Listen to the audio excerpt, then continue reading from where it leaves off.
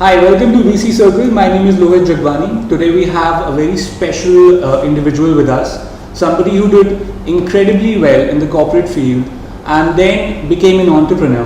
Mr. Ashutosh Garg, thank you so much for joining us and for giving us your time. Thank you. And I see you're a successful, confident entrepreneur now.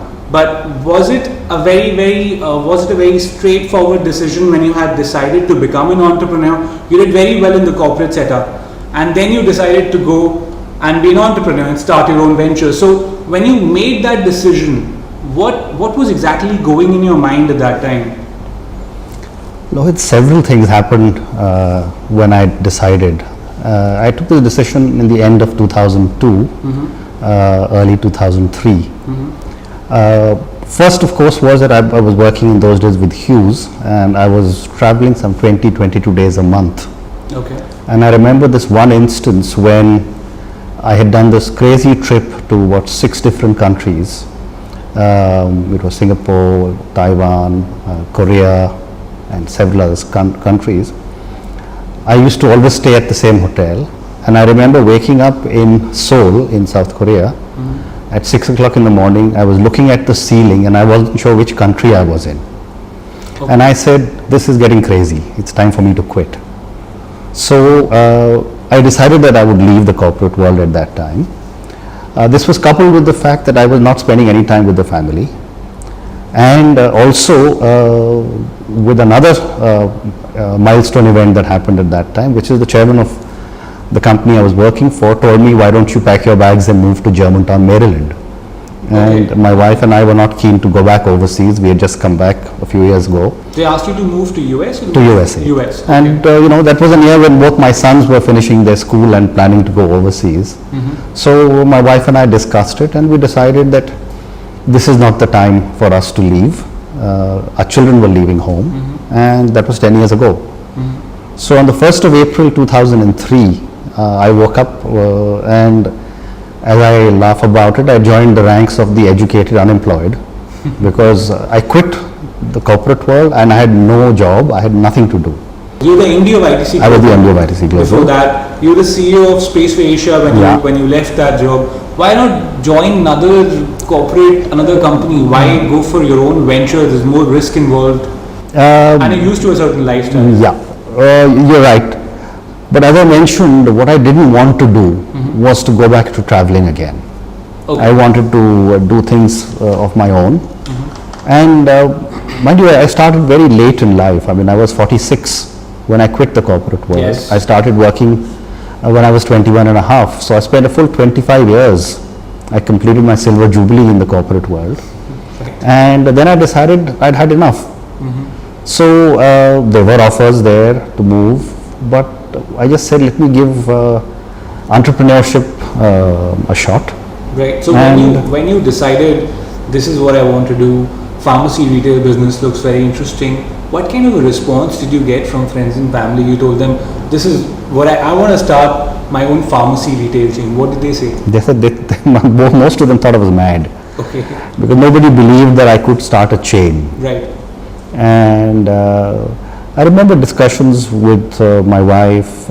My secretary then rang up my wife and said, "Is something wrong with Mr. Garg? How does he expect to pay us and run your home by selling strips of crocin, etc., etc." Right. But when I wrote my first business plan, the line on that business plan, the first line of the business plan was build Boots in India. Build? Boots. Boots is a very major British pharmacy chain. Yeah. Right. So I said, if this is the kind of aspiration that I set for myself, then hopefully we will get there. And you started small. You started with one. I started the first store. One store, and you started working in that store. Yeah. And that store was very close to your house. First store was 300 square feet. I stood behind the counter. I made the bills. I would clean the store. We were a total of 1 employee, 2 employees, in those days. Right. And I remember the first day's sale was 5,000 rupees. And I was very excited. I mean, after having seen spreadsheets in the corporate world which ran into millions and millions and hundreds of millions of dollars, 5,000 rupees in those days was negligible from a corporate perspective, but from my own perspective it was 5,000 rupees of sale. And 2 or 3 years ago when the sale crossed 50 lakhs in one day, it just got me thinking that we seem to have done the right things, because But it took a lot of courage from being a CEO of a big company, traveling around the world, to starting one pharma retail store, and to cleaning up, to opening the store with one employee in the store, and people coming and saying, Mr. Garg, I mean, not expecting you. Did any interesting incidents happen when somebody just came and said? Many instances happened. See, one of the things that I was very clear about was that we had to build an ethical organization. I remember this one interesting episode. This was about 10 or 12 days after we'd opened the first store, and I'd made sure we got some good designers and the store looked very smart. So therefore our initial trial was high. There was a lady who walked up and said to me that, why don't you, she took out actually a self-service store, so she took out some fast-moving consumer good products. Okay. And I could see the pharmacist behind the store, his eyes were already rolled, notching up how much sale it would be. So she put the products on the table. It was about 4,000 rupees. And then she told the pharmacist, give me a bill for medicines. Okay. And having worked in the corporate world, I saw that it was a legitimate requirement, because under the Income Tax Act, you are allowed to get 15,000 rupees worth of bills. That is like a perquisite. So the pharmacist looked at me and I shook my head, and we said, we will not give you a fake bill. There was no way that we would ever give fake bills. So this lady got very upset, and she said, useless company. She wasn't used to this, so she got very upset and she walked away. Right. She shouted at the pharmacist. I was standing in one corner of the store observing. 5 days later she came again, and this time I walked up to her and I said, ma'am, I was here when you spoke, when you tried to ask us to give you a bill, and I'm sorry, but we still won't give you a fake bill. And the response was, now that I know you don't give a fake bill, I know your medicines will be genuine. And she has been a customer of ours since then. Okay. She's never gone to anybody else. And she's probably one of our greatest proponents. There's several such interesting stories that one has seen and experienced in Guardian, because one just decided that one was going to build a company that would not do the wrong thing. You moved from a comfortable, I would say sort of comfortable setup, to a very challenging setup, which is just a lot of risks. Did you ever think that you don't know if you're going the right way? Maybe you would probably go back to the corporate setup later on.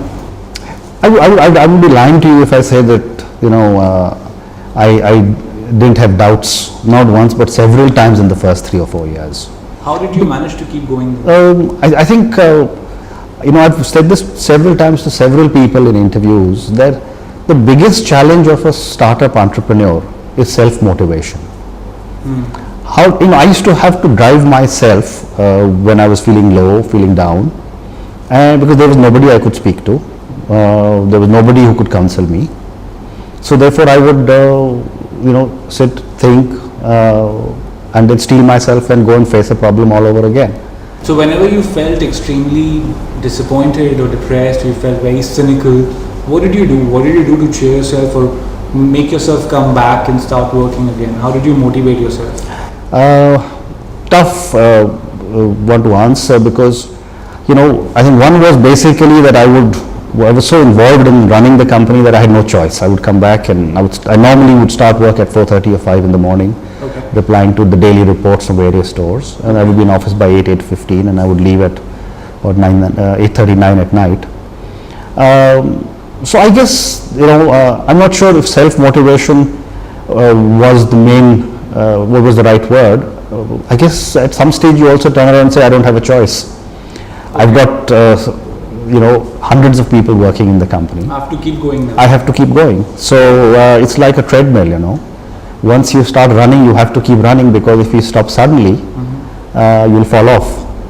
You were one store, you came with a certain amount of capital that you invested in this. It was about 5 crore, if I'm correct. About 10 crores. About 10 crore. Yeah. And then from having that one store to expanding to moving into different locations. How did you start it? I mean, how many months did you work with that one store, and then how did you start expanding that? My first store I operated for about 3 months. Okay. And then I opened my second and third store. And by the time we got to March 2004, which was about 6 months of operation, we had about 8 stores. So I built the first 12 or 13 stores with my own capital, including paying for inventory. And then I started talking to friends and family. So I had investments made by my brothers, my wife, and so on. Then we extended it out, and Samara came in 5 years ago, and they've been very, very good. And more recently, Mitsui has come in. Right. So about 100 crore has come in from Samara Capital. Yes. About 80 crore commitment has come from Mitsui. No, Mitsui is lesser at this point of time. Mitsui is about 30 crores. Okay. Samara is a big investor. So Mitsui came in about a year? Less than a year ago. Less than a year back. About 9 or 10 months ago. Right. And now you're again looking at an expansion, which is more, with from 180, we're looking at 400 plus. Well, the biggest advantage in a scalable business like Guardian is that there is no restriction on how much you can grow. Okay. I think the restriction comes in how much you can manage. And we've had our own set of problems. We've shut many stores because they were wrongly selected, or we were not able to supply properly to them. So we give a figure of 300 or 350 stores in 2 or 3 years.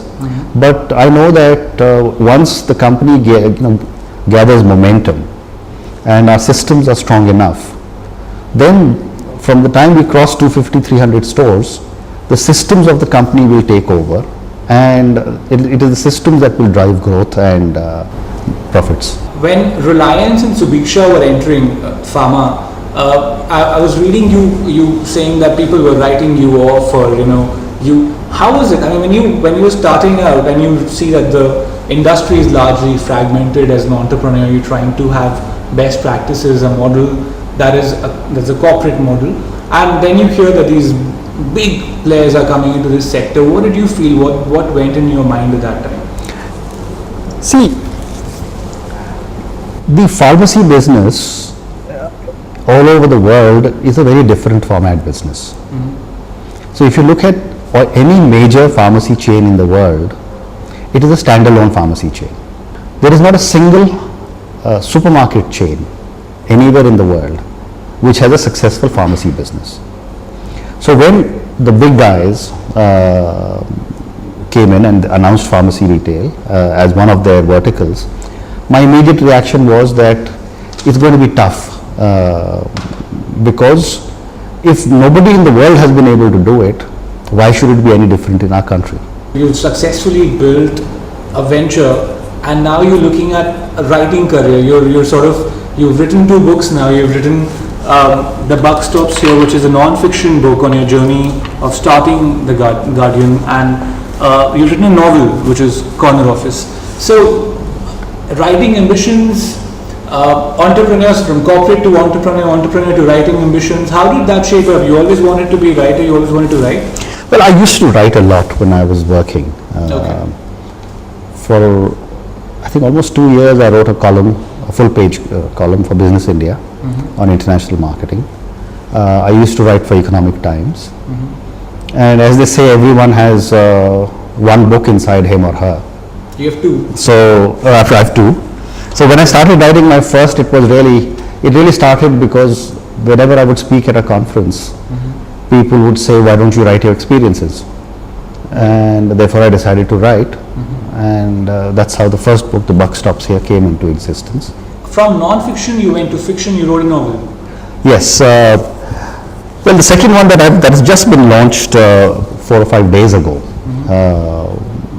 and it's beginning to hit the shelves, and the initial reaction that I'm getting is very good, is also a subject that I think I know best, which is corporate fiction. And this book is really a journey of 5 individuals who joined a multinational in 1980. It's their battle with one another for the corner office, which in most large companies is the chairman's office. But more importantly, the message I'm trying to give in this book is how important it is to keep your families with you in your corporate journey, how important it is to keep your sanity with you in the corporate office. And over 35 years of working in the corporate world, I have now seen how many people compromise these values and these assets that you have in terms of your family, and when you end your career, you suddenly realize that you haven't spent any time with them. Right. But as an entrepreneur, when you started Guardian, did you get any time with your family? No. Did you feel at that time what am I doing? I did. Okay, you did. I did. But fortunately for me, my wife has been a great supporter in this, and both my sons were studying overseas and now working overseas. Okay. So therefore I had enough time to devote to Guardian. What suffered for 7-8 years was my golf, and it was a disaster, but now I started playing golf again. And you were an avid golfer at the time that you were working in the corporate setup. I was playing a decent game, right, and it was are you completely. back to it? I am now trying to get back to it. With golf you can never say. So for all the entrepreneurs who come and ask you questions and they tell you their problems, any kind of advice that you think is something that you should give to every entrepreneur, everybody who's trying to start their own venture? I guess what I tell everybody is stay the course and don't give up, because I meet many people who struggled for 2 or 3 years and then decided that it's not good enough and went back to working. And I tell everybody, once you have made up your mind, then give your own decision a chance. Right. Don't give up 1 or 2 years later because you've hit a few speed breakers, because that's bound to happen. When you were working for Guardian, when you were actually setting up Guardian, did that thought ever come to you that what if this does not work? What am I going to do? Would I go back to the corporate? Would people say that you tried a venture and did not work out? Were you anxious about it? Was there some sort of an expectation that I'm doing this, so I must succeed in this? See, when I left the corporate world, I left with my eyes open, and I knew that I'm taking a big step. Okay. I mentioned to you that I would be lying if I said I didn't have doubts in the first 3 or 4 years. I did have several doubts. Have I done? Doubts. Well, every time I hit a problem, okay, I would say, why am I doing this? I mean, every few months you'd start thinking. And I say, what am I doing? Yeah. But then I realized that these were problems that are faced by every organization, large or small. When you work for a big multinational, there is somebody who addresses that issue for you. And when you're doing it on your own, you have to address the issue. The issue doesn't go away. And there's an environment change from being a CEO to opening the shutter of a shop. It's a huge environment change. It is a big change. So it's a very, very strong decision to do that and to stay on the course. Yeah, it's a big decision, a big change. I mean, for almost 10 or 12 years, I was flying first class, all over the world. And the moment I started my own company, I had to change to economy, and I did it without a problem. But starting from something as simple as this to taking a hell of a lot of things for granted. If you send in your business card, half your battle is won when you work for a large company. When you send in a business card for a startup, then most people say, what is this?